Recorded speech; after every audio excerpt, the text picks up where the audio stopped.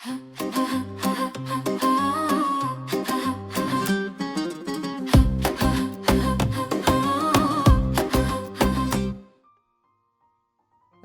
عليكم ورحمة الله وبركاته أصدقائي وأحبائي في كل مكان. حلقة جديدة من راديو على ما تفرج. مساء الونس، مساء الحكايات اللي ساكنة جوانا حتى لو الزمن عدى، مساء الذكريات اللي بنفتكرها فجأة من غير ما حد ينادينا عليها. يمكن كل واحد فينا مر في حياته بحاجة اسمها حب، والإحساس ده اللي كان زمان بسيط لكنه كان كبير قوي في قلوبنا. زمان كان ممكن رسالة صغيرة تفرح حد يوم كامل، ومكالمة قصيرة تخلي القلب يدق أسرع من العادي، ونظرة من بعيد تكفي إنك تفضل مبتسم بقية اليوم.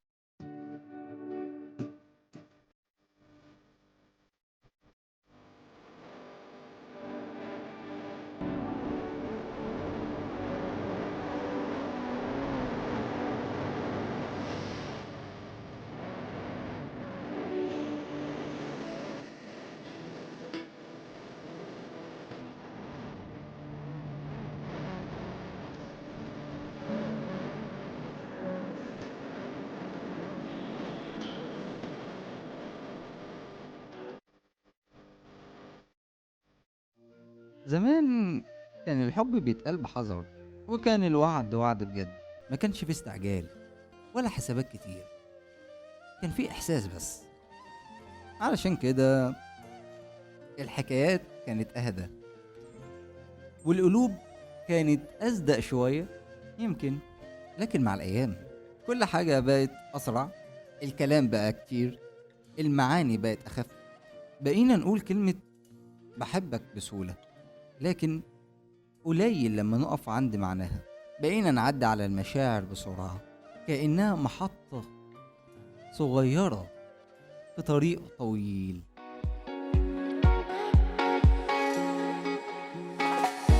انتوا دلوقتي بتسمعوا راديو على ما تفرج مع محمد سعد. راديو على كيفك.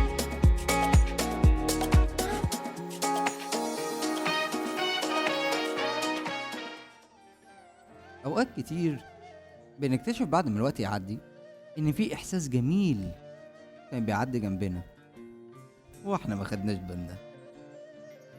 يمكن الحب نفسه لو كان يقدر يتكلم كان هيقعد وسطنا كده بهدوء ويحكي حكاية بسيطة، حكاية عن أيام كان فيها نظرة تكفي وكلمة صادقة تعيش سنين. يمكن كان هيقول أنا ما اتغيرتش، أنا لسه نفس الإحساس اللي كان بيخلي القلوب تفرح من غير سبب. بس يمكن اللي اتغير إن الناس بقت مستعجلة شوية، ومع إني لسه موجود بس ساعات بحس إنكم بتتكلموا عني كأني ذكرى قديمة، كأنكم بتقولوا أنا الحب اللي كان.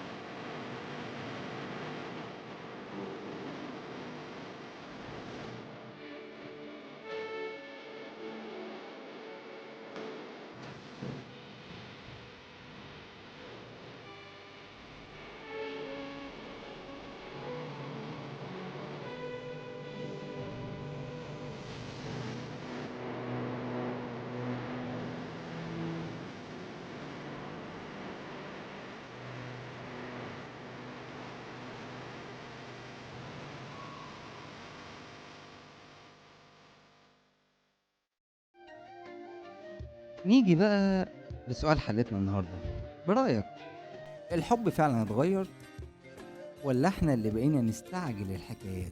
لو الحلقة لمستك اعمل شير علشان توصل لناس أكتر، وقول لنا رأيك في التعليقات.